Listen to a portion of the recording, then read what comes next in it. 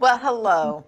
I'm Janet Moreno, the Executive Director of Priests for Life, and welcome to Just Ask Janet. And of course, I'm still broadcasting at 9 o'clock in Father Frank Pavone's spot. As you know, he's still recuperating from his open heart surgery, but he's doing fantastic. And thank you for all the prayers. He will be back soon, a few more weeks, and he'll be back live with us. Well, joining me today is a very important topic. You might have heard in the news China has now bragging about their three-child policy. First, they had a one-child policy, then they have a two-child policy, now three-child policy. Well, joining me today, by the way, brothers and sisters, it all equals abortion. But anyway, joining me today is a dear friend of mine and Father Pavone's. She is the founder and president of Women's Rights Without Frontiers, doing an amazing work in China. So welcome to the program, Reggie Littlejohn. Hi, Janet. Thank you so much for having me back. Well, I tell you, Reggie, nobody knows about the shenanigans that goes on in China more than you. And so, like I just mentioned, first of all, before we delve into the policy, you have a great clip to help people understand why we have to save little girls, especially save those little girls in China. So let's take a look at that clip first, and then we're going to impact what the status is now with this new policy in China, okay? Good.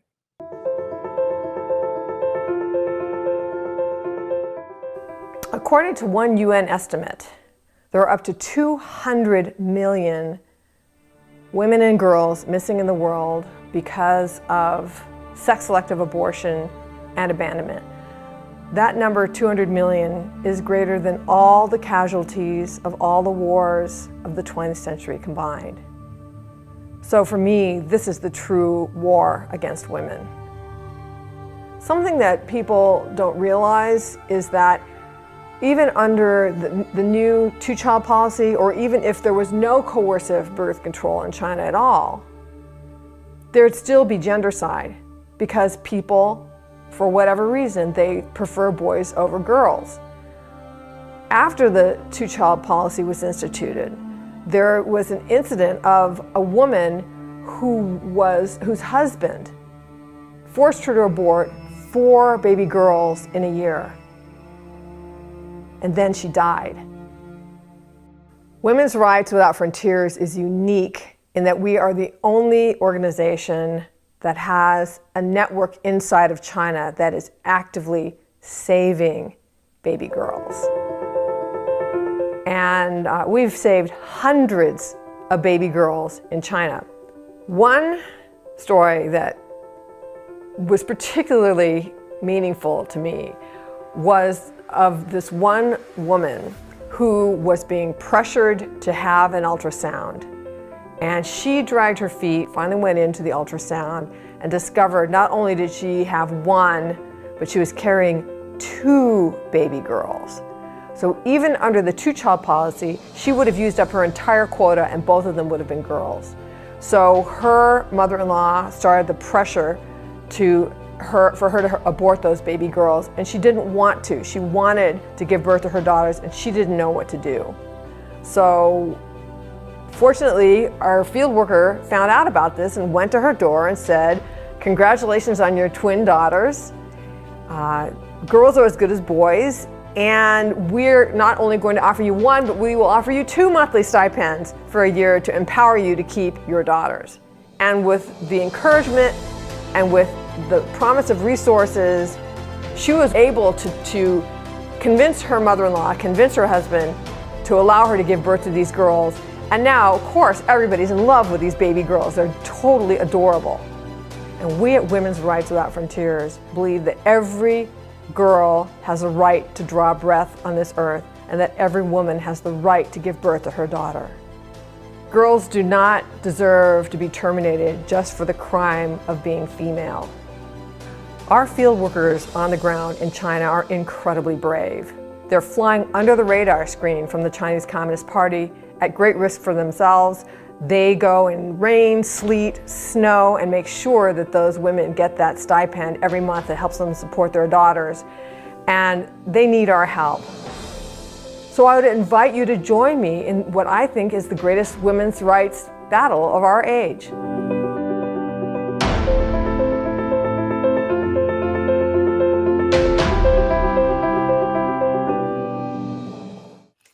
Okay. I mean, my heart really breaks. And I know people can go to your website to get more information about the Save a Girl. Before we delve into the policy, tell them just a little bit more about Save a Girl. Well, we are the only organization in the world that actually has boots on the ground that is actively saving girls and also abandoned widows in China. And we're just very fortunate to have been able to connect with some extremely brave people who are flying under the radar screen in communist China and saving baby girls. So please pray for our field workers. But what they do is we find out through the grapevine of our network, women who are being pressured to abort or abandon their baby girls, or who are so impoverished that their family is at risk. And sometimes a mother will have to leave her just infant with her own mother, with the grandmother, and go to the city to earn money. And so this is part of the decimation of the family. And what we will do is we will go, one of our field workers will go to her door and say, congratulations on your baby girl. Girls are as good as boys. And we will give you a monthly stipend for a year to empower you to keep your baby. So it's $25, and we turn that into yuan, the Chinese currency, and give it to them for a year to help them keep their daughter or to keep the family together. And what that enables the mother to do is to go to the husband or the grandmother and just say, look, I can't abort, I can't abandon this baby girl. She's a lucky girl. She's bringing money into the family. And we've saved several hundred baby girls in this way. That's great. So now if people want to help support that effort, Reggie, just tell them where to go.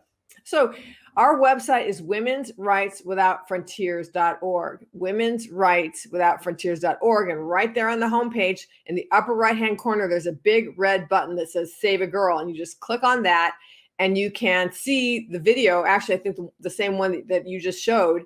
And you can support us. You can learn more about the program. And we are the only way that you can get $25 into the hands of a mother who is struggling to keep her daughter. So it's a pretty awesome program. That's great. Okay, and so as I mentioned at the beginning, as we all know, China originally had a one-child policy. Then they went to what's called a two-child policy, and now three-child policy. But take us back to the very beginning and tell people, what does this one-child policy mean? What did the two-step? And now we have a 3-1. And explain how underneath it all is abortion. So help unpack this for us. Okay. So I will do that, but I'll just say that under the bottom line is this. The new rule under the three-child policies, every couple is allowed to have 3 children. So what that means is that you have to be part of a couple to have a child. And that means that single mothers are still forcibly aborted in China. So, and also 4th children. And so to go back to the 2-child policy, that rule was every couple is allowed to have 2 children. So 3rd children were forcibly aborted, but also, again, single moms. There was an article that came out in Radio Free Asia at the end of, or I think it was in the early fall of 2020, where they cited an official Chinese news source that said that China has 8 million abortions of extra pregnancies a year. 8 million abortions of extra pregnancies. So those extra pregnancies would be pregnancies where the woman was pregnant without permission. And I believe that the majority of those were single women. And those abortions are going to continue under the 3rd child policy. They're not giving single women permission to have babies. I mean, a very large proportion of births in the United States are single women. And if we were China, all of those single moms would be subject to forced abortion. So if you go back go ahead. No. So when you say a couple, that can't be a girl and a boy living together. It has to be where they've been legally married in China, correct? See, now that's a really important question, Janet, because yes, you are correct. Legally married. And this is an issue because out in the countryside, people get married like culturally or religiously, so so that they will have the whole ceremony that where the family has a big party and the woman and the man come together, and then they have this ceremony and this celebration, and then the woman goes and lives with the man in his parents' home, and the whole community considers them to be married, but they don't have that legal marriage license from the Chinese Communist Party. And so then if a woman gets pregnant under those circumstances, she's considered to be an unwed mother and she can be forcibly aborted. So that, yes, that's right. You have to be legally married and a lot of people don't get that marriage certificate because it's quite expensive, I understand. So, when you're living in barely scratching by in rural China, I can understand why people wouldn't go out and purchase that very expensive, marriage certificate. Yeah. So what you're saying is basically it's kind of like what happens in the United States a little bit, is that most couples who are getting married here, they're going to have a beautiful church wedding. But before that, they have to go to City Hall and get a marriage license, as you know, right? And then maybe a week later, they actually have the beautiful religious ceremony. So what you're saying is here in China, they're having maybe their Buddhist wedding ceremony or even underground a Christian wedding ceremony out in the highlands and the bylands of China, and they're not getting a marriage license, right, from the government because that's expensive. But if they don't have the license, they can't have the children legally, correct? Right. That's right. So, amazing. And of course, the Chinese Communist Party is not going to say what portion of those 8 million abortions of extra births were single women. I mean, they deny that they forcibly abort people at all, but they put people in an impossible position. They may say to even a single mother, if you pay, 5 times or 10 times your annual salary on an emergency basis, we will let you have this kid. And people can't pay that. So then they abort them and they say, well, that was a voluntary abortion. She could have paid the fine. When actually she could not have paid the fine. It was an impossible fine. And I call those fines terror fines. So they'll say it's a voluntary abortion because she could have paid the fine. And now in China, having these policies for decades, from what I understand, has led to a very disproportionate number of males to females over there. So for the number of women who are available for these men to even marry, it's very disproportionate, isn't it? Well, yes, it is. And so because of son preference, under the one-child policy, people there was rampant culturally enforced abortions of baby girls. Then under the two-child policy, gendercide continued because, especially where there was the first child was a girl, many couples say, okay, we have a girl, the second child has got to be a boy, and then they will abort and abort and abort until they get that boy.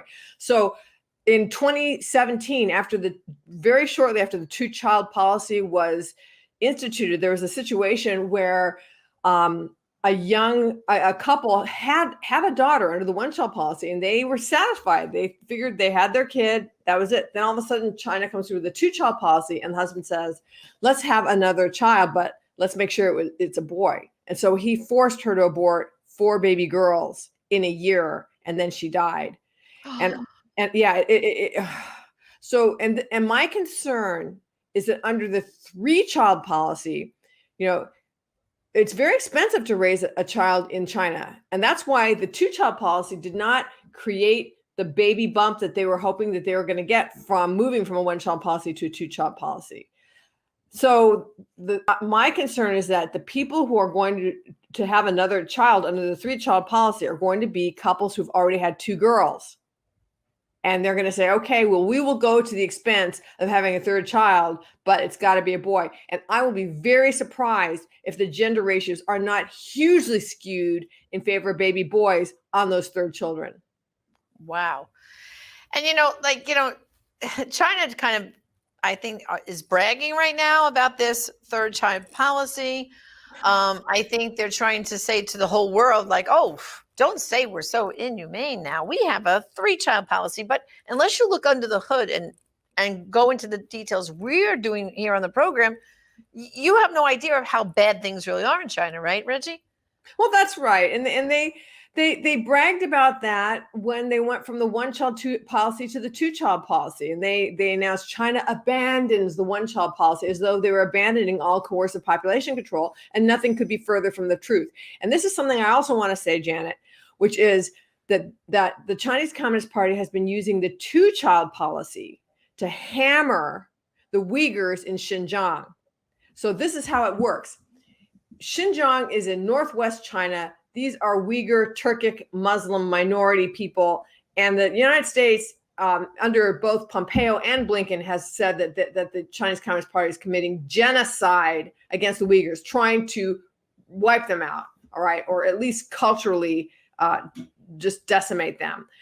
And one of the big things that they've been doing is detaining Uyghur parents in what really amounts to concentration camps if they have more than two children, saying, oh, you violated the two-child policy. And they've been taking their children away and putting them in orphanages or in boarding schools where they're taught Chinese, and they are brainwashed and indoctrinated into Chinese Communist Party ideology.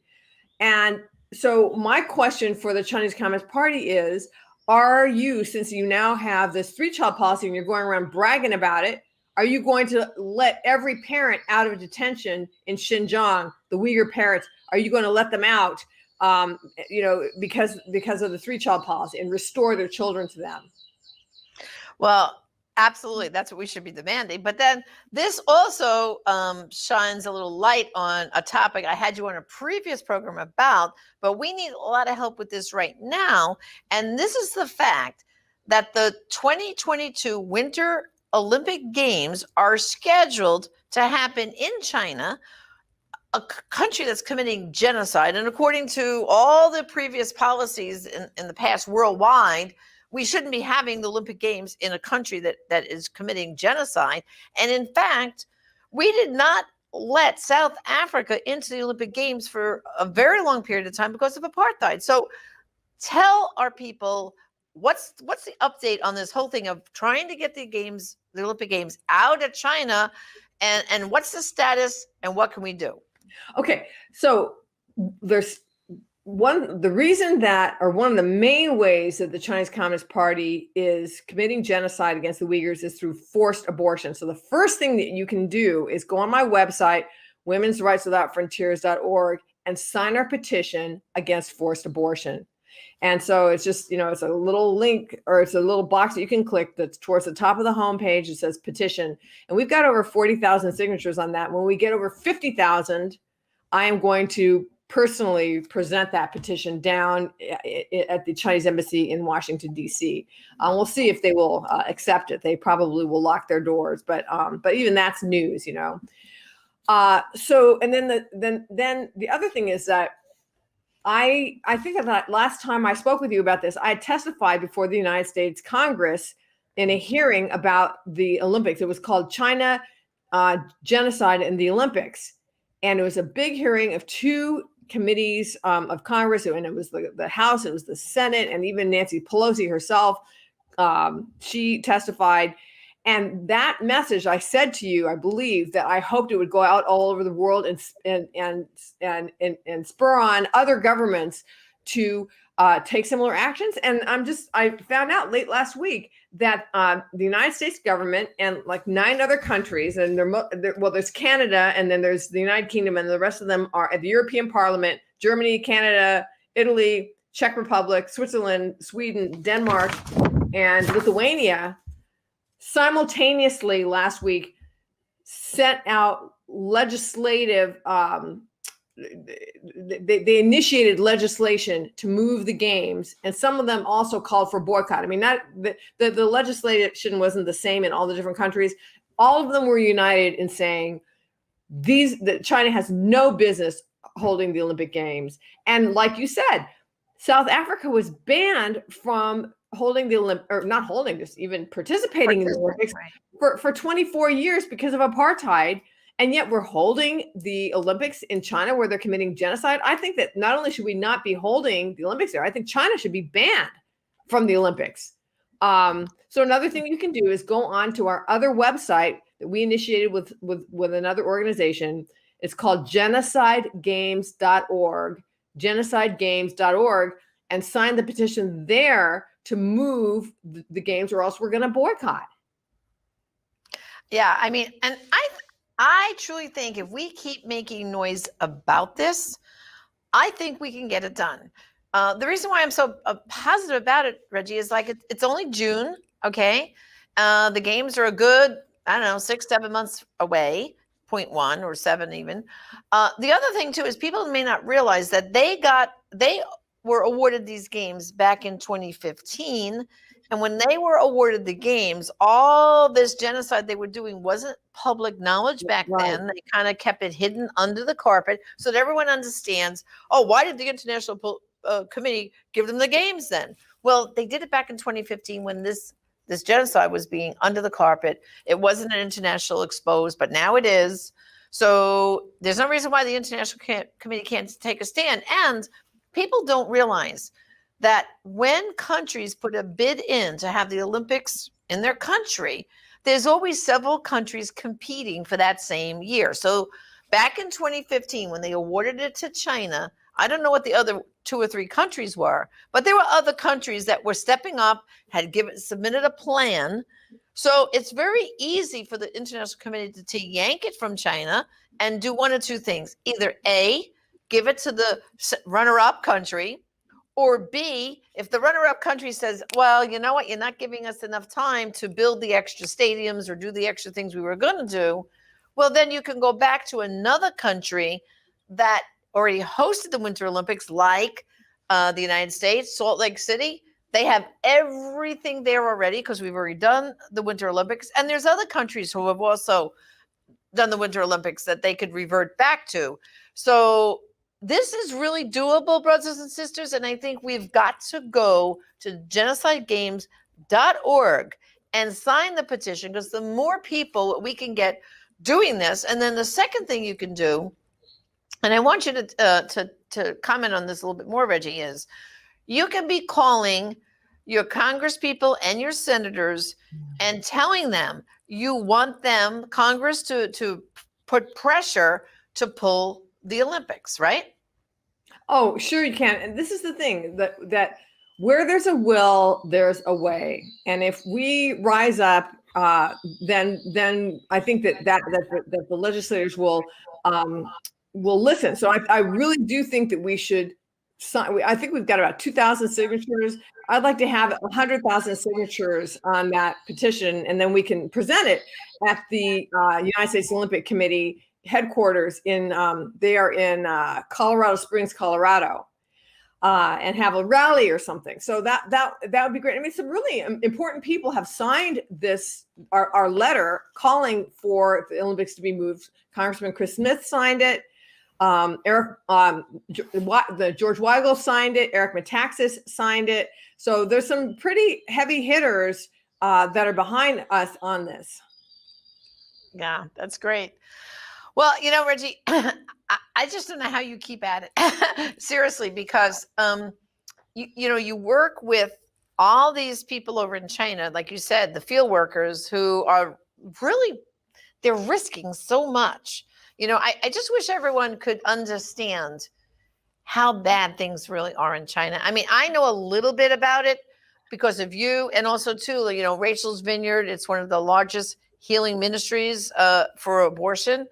And we actually have, Rachel's Vineyard over in China, but we can't say who, and we don't say where, and because they would be persecuted. I mean, people don't realize how bad things really are in China. There are Catholics and Christians that are being persecuted. It's all this underground stuff to freely practice your religion. I mean, they're one of I had someone on not long ago, actually early in the last week, you might know her, Nadine Mayenza, and she's on that commission for religious freedom. And China is like almost the number one country that violates religious freedom around the world. And yet, I mean, we trade with China. Everyone trades with China. I mean, I just feel our country has such clout when it comes to trade and so many other things, you know, we could really get this job done. And yet we're soft stepping, and aren't we? I mean, when people are literally every moment, every day are being tortured. I mean, I have to say, God bless you, Reggie. I don't know how you deal with it, because I would get so frustrated. But what can you say about all that? Well, okay, so what we've been talking about, and I think very rightfully so in this interview, has been Chinese persecution against its own people. But what about what they've done to the rest of the world? What about the fact that more and more evidence is coming out that the coronavirus was created in a lab as a bioweapon? Now, even if it wasn't, okay, and I personally believe it was, but even if it wasn't, and they didn't create it, they certainly spread it. Okay, so they lied to the World Health Organization, saying that there was no human-to-human transmission. They stopped their own internal flights to in and out of Wuhan, but they let people from Wuhan fly to other places in the world. It seems to be deliberately infecting the world. I mean, if they were trying to infect the world, I don't know what they would have done any differently. And they need to be held accountable for that. They need to be held accountable for the way that they have flooded our nation with deadly fentanyl. They need to be held accountable for all the hundreds of billions of dollars that they have stolen from us and from other countries in intellectual property theft. They should be called a transnational, now not the Chinese people, but the Chinese Communist Party should be called a transnational criminal organization, made a pariah nation and isolated. I mean, there's the Belt and Road Initiative, where they are lending money to developing nations, knowing that those nations can't pay the money back. And then they'll build infrastructure like a port or a railroad system. And then when the country can't pay them back, which they knew they weren't going to be able to, they'll seize the port or the railroad system. They are seizing infrastructure all over the world through this Belt and Road Initiative. You know, so yes, I really think that they need to be held accountable. We really need to wake up. They are not our friends. And they are really, actually, what they want to do is they want to be the top power in the world, and we're standing in their way. And they are committing what they call unrestricted warfare against us. Right. Well, Reggie, thank you once again for an awesome discussion. And brothers and sisters, I just want to remind you, Women's Rights Without Frontiers.org. You go there. There's a donate button. You can help support the work Reggie is doing. You could, $25 a month. You can save a baby girl. So think about that. Pray about that. I think so many of you who are watching this program and listening could be saving baby girls. So please go to Women's Rights Without Frontiers.org. Support the great work Reggie's doing. Sign the petitions that she told you about. The Save a Girl petition, but then also let's not forget genocidegames.org, where we can also make a difference in moving the Olympics. So thank you again, Reggie, for joining us, and God bless you. God bless you, Janet, and God bless all of your viewers too. Okay. Well, brothers and sisters, thank you for joining us once again on Just Ask Janet. And remember, brothers and sisters, there are some lives only you can save, and some abortions only you can stop. So please get involved. Until next time, this is Janet Morena, Executive Director of Priests for Life. God bless.